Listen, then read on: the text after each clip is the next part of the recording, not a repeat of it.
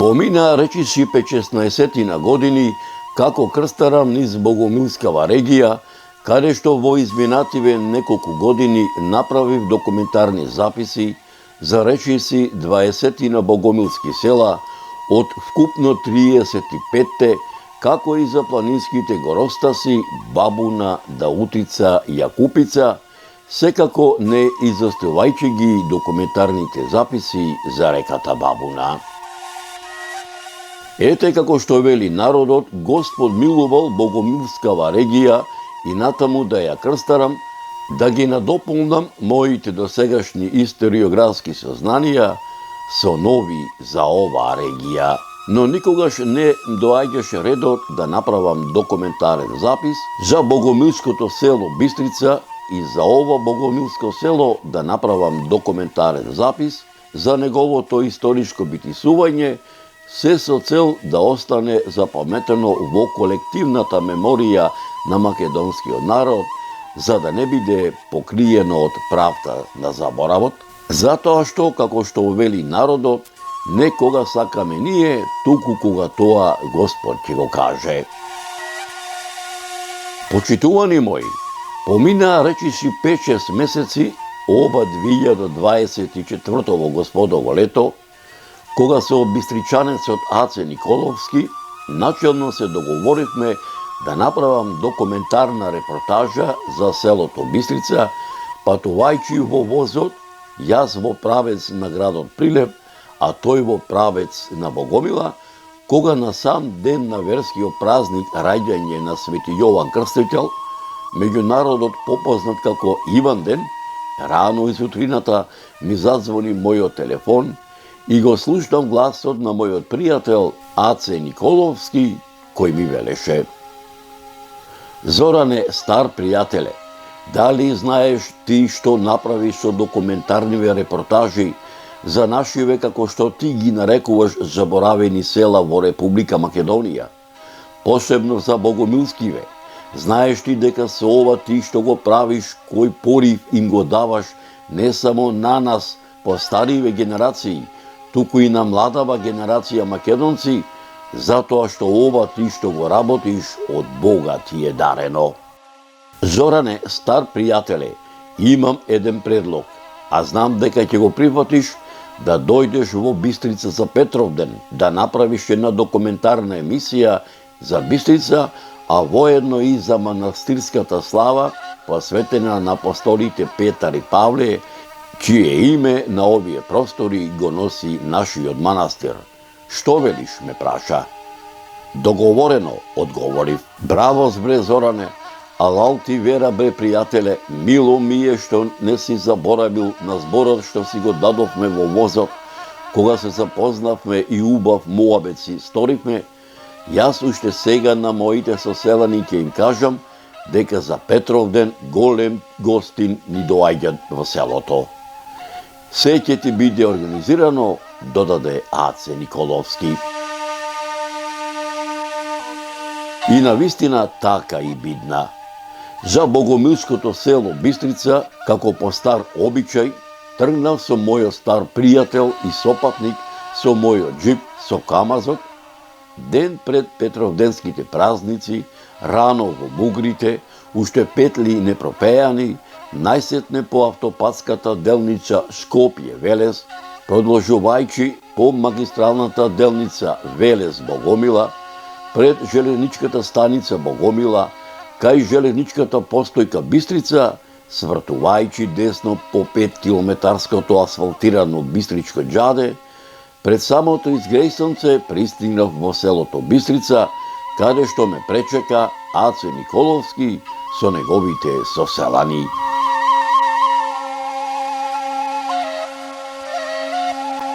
Почитувани мои, Бога ми мерак ми беше што ете Господ и мене ме донесе во селото Бистрица, мештаните од ова село да ми ги раскажат нераскажаните приказни за историското битисување на ова село, воедно да ми ги раскажат старите адети и обичаи за Петровденските празници, посебно за Петровденското празнување во нивниот многовековен манастир посветен на апостолите Петар и Павле, меѓу богомилчани попознат како Бистрички манастир, а сето тоа преточено во документарен запис со надеж дека меѓу помладите по раѓање или по потекло од ова село, особено меѓу оние поупатените во областите на историјата и антропогеографијата, ќе се изнајдат и љубопитници и ентузијасти кои за голем број прашања, изнесени, делумно фатени или недопрени овде, ќе вложат и љубов и труд и знаење за да ги доистражат и изнесат на виделина, спасувајќи ги од неправедната правна заборавот.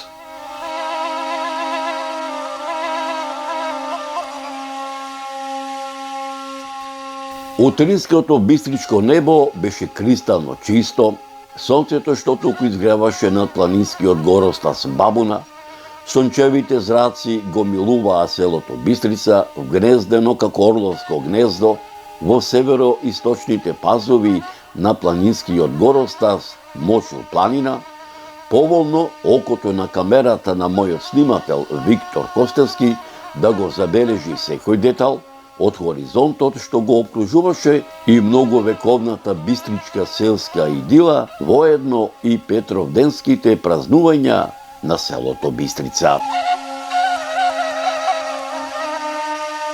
Почитувани мои, пред да го видите документарниот запис како бистричани си го празнуваа Петровден во многовековниот манастир чие име го носи на првите равно апостоли Петар и Павле, меѓу народот во Богомилско попознат како Бистричкиот манастир, предлагам да ги проследите досегашните историографски сознанија за историчкото битисување на селото Бистрица, со кои располага мојот пријател Аце Николовски, копајќи низ архивите ширум Македонија во изминативе неколку децении во продолжение на оваа репортажа. Јас сум Аце Николовски, роден во Бистрица, по занимање пензионер. Пред се сакам да ве поздравам вас, вашата куќа, како сниматели на оваа емисија. Воедно ви посакувам добре дојдовте, ви посакувам здравје, среќа на ова прекрасно место, да Свети Петар и Павле ви дава здравје, среќа, љубов.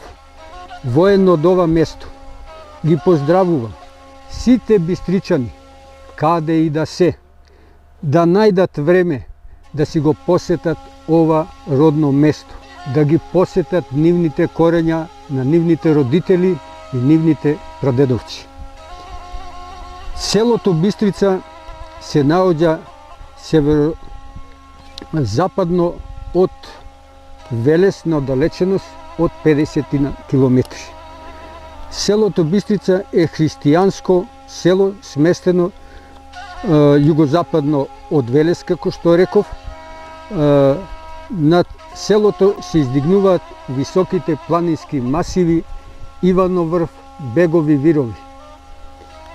Источно од селото се простира големиот врв Соколовец и Простица, каде и поминува еден пазарџиски пат кој во времето на нашите дедовци и родители го користеле овој пат за патување до пазарот до Велес. Овој пазарџиски пат го користеле и околните села, како што се Богомила, Цреснево, Капиново и Нежилово. На оддалеченост од 1,5 километар од ова наше село се наоѓаат едни мали селца, кои селца се раселени, а воедно се групирале во ова поголемо село Бистрица. Такви селца биле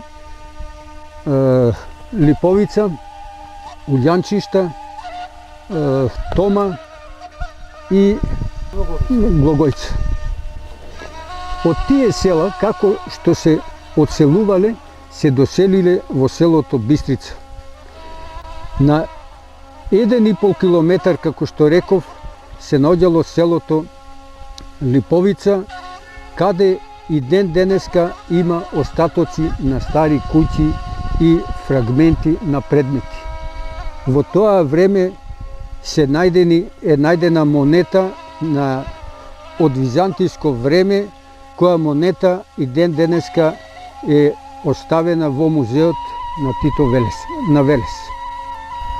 Податоците успеав на некој начин да ги најдам, кои се веродостојни и точни, од книгата на Велешкиот вилает, обширен пописен дефтер, број 237, 1445. За време на владењето на Султан Мурад II, страна 28, книга која се најдува и ден денес во архивот во Истанбул, Турција. Областа на Бабуна и Тополка по смртта на крали Марко 1395 година паднала под турско владение. Од 1912 година цели 517 години подрачјето Македонија останува под турско робство. Во тогашно време, нормално со самото доаѓање на турската власт, донела друго уредување и друг начин на живење на тогашното затечено население. Прибидејќи податоците кажуваат дека пред доаѓањето на турската власт имало словенско потекло и истото население било приморано да се иселува во она место каде што не завладеала турската власт.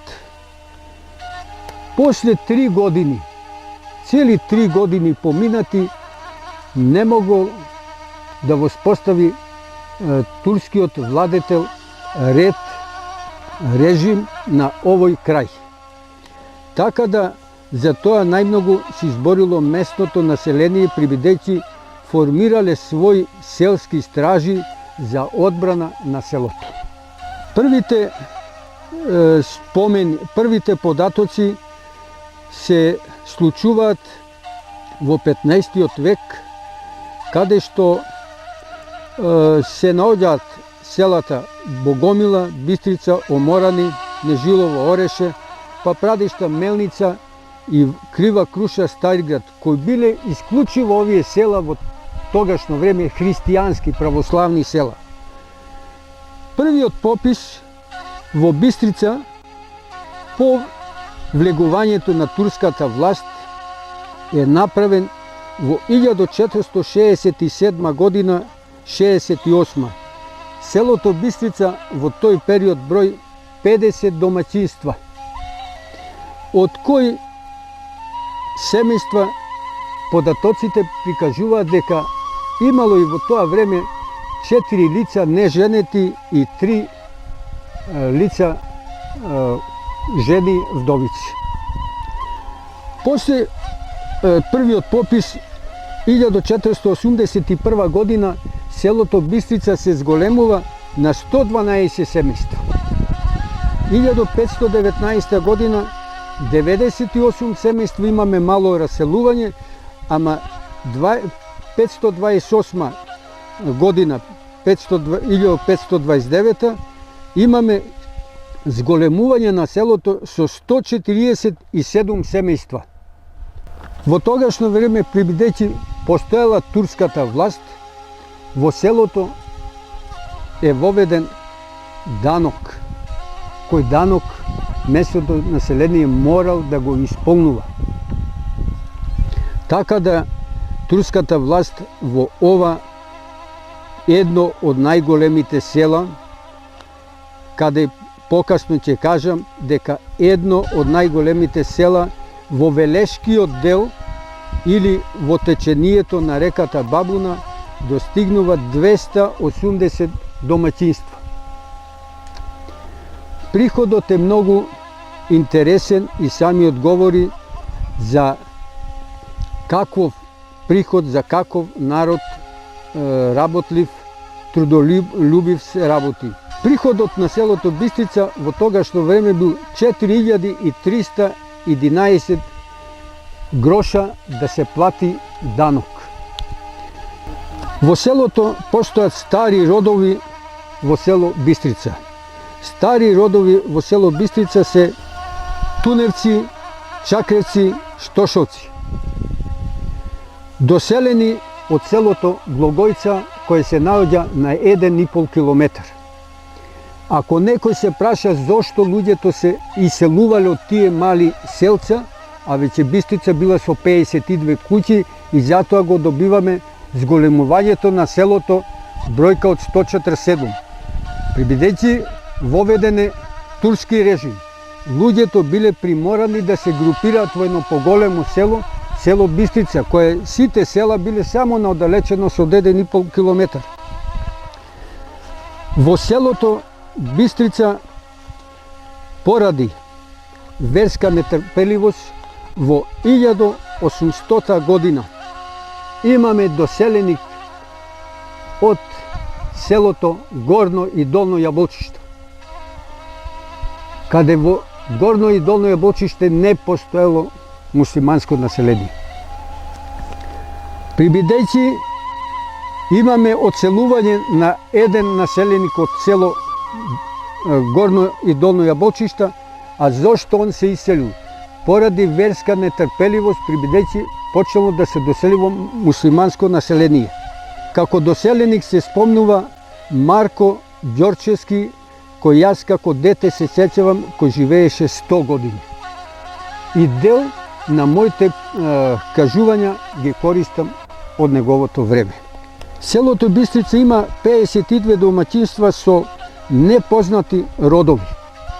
Непознати родови, кои се доселили и никој не знае да ги каже нивното потекло. Во 1800 година се доселени нови родови Ковачевци, Миленковци, Ноновци и Маневиловци. Затекнати доселеници имало во село Бистрица и од околината на Тиквешијата и од околината поточно од село Секривци, кои покасно се одселиле. Немирите и во станијата нарочито се појавиле кога австро-унгарската војска 1689 година го завзела Скопје, Велес и Тиквешијата, како и Штип. Во тие востанија дале дел на учество и население од Азот. По кратко време, Австрија поради сукобот со Франција морала да повлече војската на Балканот. Во тоа време на турците им се олеснило. Успеале да ги повратат завземените територии, завземените градови. Во тие времења, бурни времења, кога турците вршат терор, измачување на местното население, опустошени се сите верски храмови, кои ги затекнал турскиот владетел, манастирите не биле ново изградени, него затекнати манастирите Согленски манастир и Оморскиот манастир.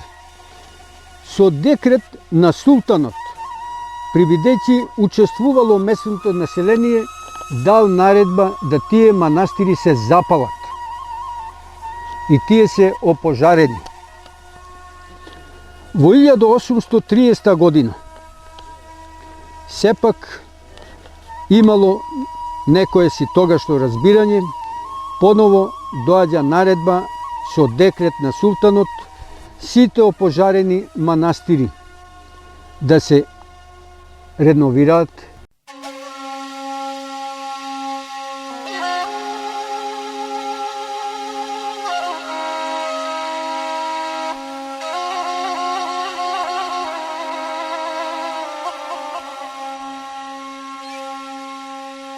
Почитувани слушатели, гледачи, не сакам да наречам почитувани соселани, него сограѓани, да продолжам со моето раскажување на моето родно и сакано село Бистрица.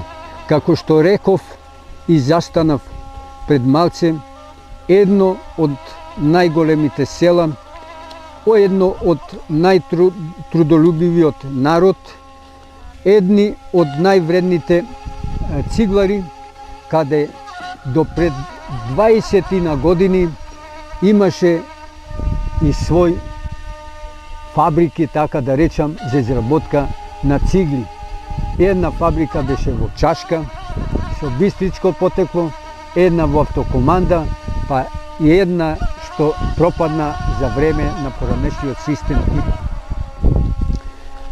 Во моето знаење сретнаве на слика на мојот дедо, кој што беше сликан, и тоа ми остави еден многу емотивна гледка, каде што видов четворица циглари и стоеше на сликата позади пишано "Страданија на младоста". Тоа ме трогна затоа што точно е страданија на младоста. Да бидеш циглар во тогашно време било стварно една од најтешките работи. Селото Бистрица, освен цигларските занаети, како што ги напомнав пред малце, се занимавало и со производство на тутун. Секое домаќинство од 500 до 1000 килограми произведуваше тутун, во што имам и ја удел во во работење на тутун до 1975 година, кога и престанав и го напуштив моето село за подобар живот, подобра иднина. Секое домаќинство произведуваше, како што реков, по 1000 килограми тутун, ама тутун на изработка, мачна изработка. Како песната од Кочо Рацин "Тутун оберачите", лист по лист кини, а не сега е многу полесна изработката, работењето на тутунот. Тогашно време да се изработи 1000 килограми тутун и домашна манипулација, лист по лист пеглање, а ние овдека си го викаме по наше калапење. Јас би додал, со колче се садеше, трапот се затрапуваше, напред се завадуваше, позади децината мали со кантината. Така е. Трак по страк. После из утрината во 4 сатот и малите деца ги станува, додека возрастните го береа тутунот, овие ги пасе добитокот. Така беше. Работењето на житните култури, како што кажав, беше примитивен начин. Луѓето си чуваат зевгар волови, си ораа, житото си го жнеа на рака, со срп, па си вршеа со коњите. Тоа беше животот, мачен, ама па на некој начин сладок и расположен. Јас би се добрзал.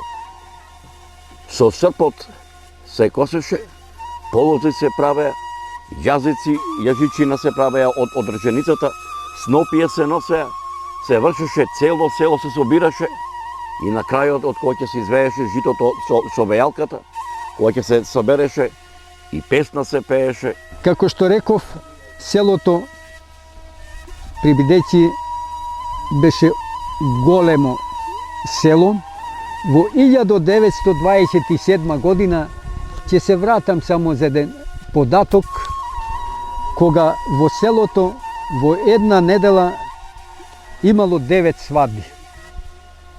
9 свадби, кој говори за големината на ова прекрасно убаво село. 9 свадби, нека немам податок во овие села што ги набрав по течението на Бабуна, дека во една недела имало 9 свадби. И од тие 9 свадби, сите 8 невести со бели фустани, ама една баба Богдана и Део Василе со шарен фустан. Кога го прашав Део Василе зошто шарен фустан, па рече домаќински си работевне, баба Богдана си го носеше фустанот и за Великден, и за Божиќ, а тие рече, демек, да искористам таков израз, ќе умрат шарен фустан, па рече сите ги надживеа. Така да имало ред домаќинок. И кога се оженил Део Василе, неа ни знал ба Богдана од кое семејство е. Му кажале после 3 недели. Доаѓа, ама само му е кажано. На годината свадбата кога прават, тој ја познава ба Богдана. Селото Бистрица, селска слава е Спасовден. Спасовден, кога во селото ни доаѓаат од сите соседни села, а ние, пошто сме били од времето прочуени гостопримлив народ, во селото е организиран пазар Панаѓур во четврток. Панаѓур. Што значи Панаѓурот е појак од пазарот. Домашни слави во селото, имаме фамилии кои си чекаат домашни слави. И си почнуваме од Петковден, па си завршуваме до Свети Атанас. Митровден, Петковден, Свети Никола, Свети Ѓорѓија, Свети Никола, Аранđеловден, и ќе дојдеме зимските слави, последната завршуваме со Свети Атанас. Други податоци што можам да ги прикажам се тоа што во селото имаме две цркви, еден манастир, црквата Свети Ѓорѓија, изградена негдека 1315 година. Најстара црква, па имаме црквата рековте 1300, 15. тука е за време на владењето на кралот Милутин. Да, точно така е. Точно така. Тоа говори тогашно време, едно сигурно со самата репортажа гледачите, слушателите ќе видат. Окото на камерата го виде тоа, мощна стара црква, значи во првата половина на 13 век.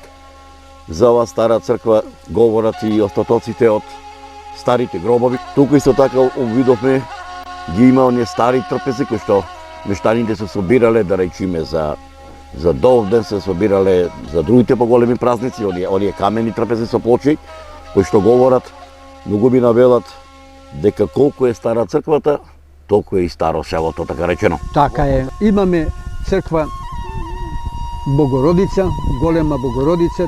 Сега за називот јас имам документи дека е голема Богородица, не е битно, важно како храм е изграден 1830 година. Имаме манастир каде и сега што се наоѓаме, прекрасниот манастир Свети Петар и Павле, каде на ова место што го гледаме сите, постоеше едно мало миниатурно црквиче, каде и јас учествував со мојот дедо, кое беше градено примитивно храмче, ама луѓето се собира. Куќата над манастирот е изградена 74 година, 71 година, се извинувам, а манастирот е реновиран, уствари до темел срушен во 2014 година. 2014 година. Изграден со самопридонес, изграден со работна рака на местното население. Ова население немало спонзори во тогашно време и сепак ќе додадам благодарение, и сме имале спонзори, јас сум и ние како местно население сме благодарни, кој колку могол помогнал. Еден меѓу кој е покоен веќе, беше голем донатор, Ниче Димовски, Бог нека си опрости. Има и други луѓе кои учествува, ама ете, судбината човекова е таква. Но едно би додал од народ за народ. После овој манастир, еве сега е во изградба и манастирче Свети Тома, Свети Том, кај што имало и село Тома. тома. Најверојатно камерите не успеале денеска да отидат до тоа место. Се надевам дека во идно време поново ќе ни биете драги гости и ќе го донесеме и таму. Дури едно би додал, сите приказни, ако бидат еднаш да секогаш дораскажени, тогаш немаше да се пренесува на генерацијата, а често пати велам, приказните за историското битисување на било кое населено место, најубаво ги пренесуваат нашите баби, која ќе рече си беше еднаш едно село, се живеа и така натам и така. Еве тук имаме едно чупенце кој што седи и со интерес го прати нашиот разговор, затоа што викаат, ми се радува душата, затоа што викаат старите, детето без разлика дали е чупе, дали е бечерче, додека не стаса очи го да биде во вистинска смисла на мома или на бечер, се впиваат и тие се ќе паметат и кога ќе созре, кога ќе формира семејства на нивните дечина, ќе им ги раскажуваат овие приказни, што вие денеска ги раскажувате на широкиот публикум, не само во Република Македонија, туку и ширум балканските простори. Така ви благодарам, да продолжам уште некој дел од моите сознанија да ги искористам. Во ова свето место, Свети Петар и Павле, имаме во текот на годината кај што местното население, не само местното население, пошироко и од околните села и градовите, доаѓаме овдека 4 пати во текот на годината. Идеме за Водици, Света Тројца, Тодорица и Свети Петар и Павле, утрешниот ден.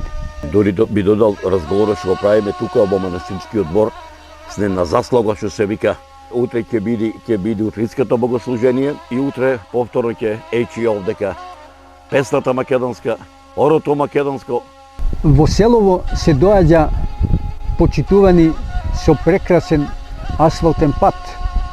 Во селото имаме убава вода, убав пристап и ни тече на многу убава, чиста, незагадена река, Бистричка река, на која река во времето имало 32 воденици, каде местното население си го мелеле брашното од нивната произведена пченица.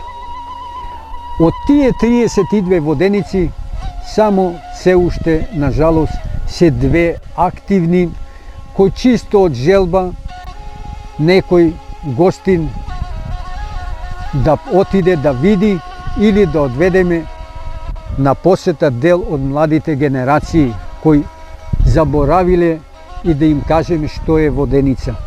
Дури јас едно би додал, сигурно се сеќавате кога вашата баба или вашата мајка, вие како дете, ќе го замесуваше лебот со квасот. Кога лебот ќе стасаше, па ќе киснеше, па кога ќе се нагореше фурната или црепната, па кога ќе се испечеше лебот, па кога ќе се сучеше мазникот, зелникот, кој ќе се правеја питолиците, мерак беше. Па да не зборуваме за зимно време кој ќе беа полни качината, со кисела зелка, со сирење, со месо. Убав беше животот.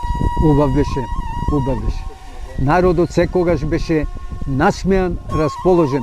Еднаков живот се живееше.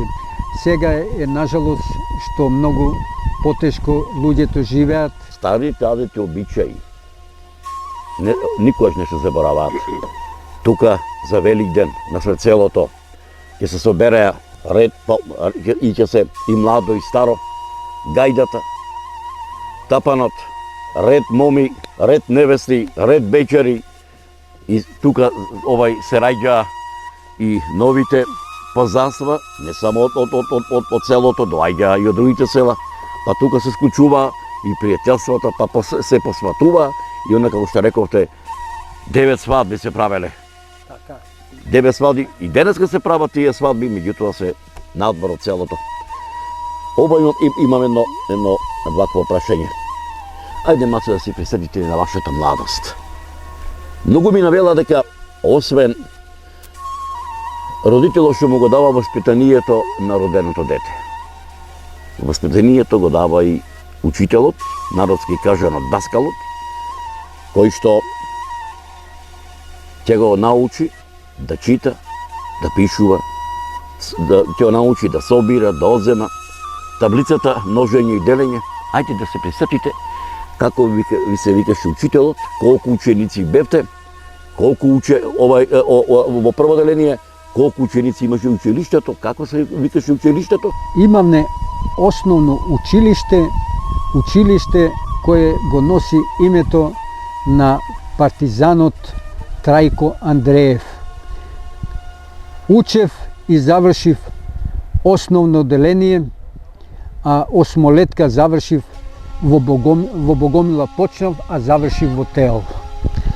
Во нашето училиште имаше 40 ученика. Во нашето училиште доаѓа ученици од селото соседно, село Црешнево. Се сеќам дека доаѓа 4 другарчиња и секој сабајле сида пешки и пешки се враќа. Ние, кога го слушавме школското звоно, имаше камбана, па беше еден дедо Ладе од Туневци служител. Учители ги затекнав, беа Стево, Ѓурѓа, Славко, Зора, Драган, учители, сите сега се веќе покојни. Во тоа училиште беше прекрасно кога учевме. Па ќе не построеше учителот, па секој еден по еден зарака си стоевне во ред, па ќе си влеземне во училната, после 5 часа, 4 часа сидевме сите заеднички со торбињата нарамо. Кога ги правам овие репортажи за овие наши убави македонски села, во историографските записи стои дека образовниот процес во Македонија најпрвично започнува во црквите и манастирите, во тие челињи училишта, а наставата се изведувала на македонски црковен книжевен јазик, ја изведувале поповите. Пред се селските попови, затоа што скоро секое село имало поп кој што бил определен од владиката, така да рече. Овде најдов еден податок дека ете се сопаѓа ова моја констатација дека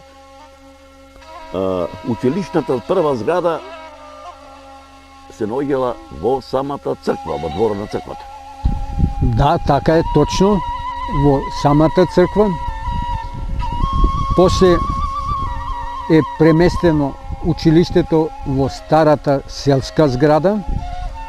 Селска зграда, имаме продавница тука. И мојата мајка кажуваше, ние немаме во тоа време, ќе ми рече чедо, книги, тетрадки за пишување, немавме пенкала и моливи, него имавме по една креда и на едно камче и си пишувавме пиши, бриши од 1 до 10 и азбуката што се учевме. Такво време на школување било во времињата на 1939-45 година, такво образование има. Ова сега да ме прашам. Веќе, значи, напомнате дека 44-та, односно 38-39-та, па 40-44-та, почнува 1944 година, почнува и наставата и на македонски јазик. Може ли да ми кажете имате ли некои податоци за Народно-осветителниот одбор, првиот кој е формира 1944 година. Од 1900 онај распоред од 1944 па до 50 година. Во која општина припаѓа Бистрица? Општина Богомила постоеше до 64 година. После 64 година општина Богомила не постоеше и општина стана Тито Велес тогаш. Така да ние припаѓаме под општина Богомила. Кога ме прашавте како последен учител партизанот Трајко Андреев, учител, го има учено мојот татко до 4-то одделение и второто полугодие он заминува партизан. И децата остануваат без учител. Ја чувствувам емоцијата ваша. Денеска камерата беше долу во старата црква, таа што е 13 век. Мештаните што беа тука со мене го видовме и вечето почивалиште на партизанот, на херојот кој што го положи животот на ударот на слободата за Македонија. Меѓутоа ете на порака јас ќе пратам. Македонијо, без разлика кој власти се. Греото е човекот, партизанот, херојот кој што го даде животот за Македонија. Гробот негов е, да бидам реален, барем да стоеше на камена плоча ќе беше многу подобро отколку да стои. Дори едно би рекол, ако не сте вие мештаните, и грмното место не може да му се знае како што и на многу други наши војни кои што во виорите на војните своите животи ги дадоа и во Прва Балканска, Втора Балканска, Прва светска војна, борејќи се за туѓи интереси мобилизирани, а од 44 од 41 до 44 некаде околу илјадници партизани, некаде околу 3000 херои од Македонија ги положија своите животи. И до ден денешен не само што ним се знае гробнината, туку и се заборави. Само уште неколку кратки збора ќе кажам, прибидејќи селото, како што реков, едно од најголемите села, говорат и фактите каде што покојните ги погребуваме на 3 локации кои говорат за големината на селото. Со животот на местното население е одличен, културен, со еден збор феноменален, без разлика на национална припадност. Ние живееме со соседните сограѓани Богомила, Ореше, Нежилово, па Прадишта, Согле, каде што имаме муслиманско население и учествуваме и на свадби, па и не дај Боже кој ќе дојде и на погреби. Така да со животот ни е многу на завидно ниво. Сакам да кажам на крај кои се одликите на еден човек од селото Бистрица. Бистар, мудар, вреден, работен, чесен, поштен, кој никогаш не знае туѓо нешто да земе, да присвои за себе, па не знае во животот да опцуе, а не да укради или да истепа некого. Од ова место им посакувам на сите мои сограѓани, на сите мои пријатели, па не можам да речам и непријатели, ги поканувам да дојдат на ова свето место, да си го посетат нивното родно место на уводниот дел, како што кажав, да видат што е рај, што е убавина. Со нивното присуство ќе зголемиме утрешната веселба и да Свети Петар и Павле им даде здравје, љубов, среќа и соживот меѓу луѓето. Нека е денот за многу години. Ова порака ќе биде нека пренесена од апостолите Свети Петар и Павле. Јас би додал, ова е една порака до сите наши македонци, каде тие да се наоѓаат, било во Република Македонија, било во Пиринскиот дел, Егејскиот, било во Америка, Австралија, Канада, било во Гора Република Србија, било во Мала Преспа и Голо Брдо Република Албанија, да си дојдат дома, да ги откучат оние залегени катанци од нивните родни огништа, затоа што пубаво место од родното, затоа што пубаво место од кај што ти е коренот, нема никаде. Може една реченица само да упатам една голема благодарност на црковниот манастирскиот одбор кој има дадено голем придонес во организацијскиот дел. Нормално тука и ние учествуваме, али најголемиот товар го сноси манастирскиот одбор кој се грижи за овие убавини кој како што знам се дел донација на почитуваниот градоначалник на Кавадарци, каде од ова место го покануваме во секое време да биде добредојден гостин. Едини човек кој ни пушти минатата година механизација од Кавадарци. Нажалост, нашите соседни општини засега затаија и немаме никаква помош. Нека биде една порака, бе ваша, нека биде пример градоначалникот од Кавадарци на другите градоначалници без разлика на која политичка провиненција припаѓаат, дека девизата гласи народот ги избрал и за народот треба да работат. А сите добрини што ги прават луѓето ќе бидат запаметени, ќе ги паметат. Почитувани мои, како мештаните од селото Бистрица си ги празнуваа Петроденските празнувања во многовековниот Бистрички манастир, посветен на апостолите Свети Петар и Павле, ќе проследите во наредната репортажа.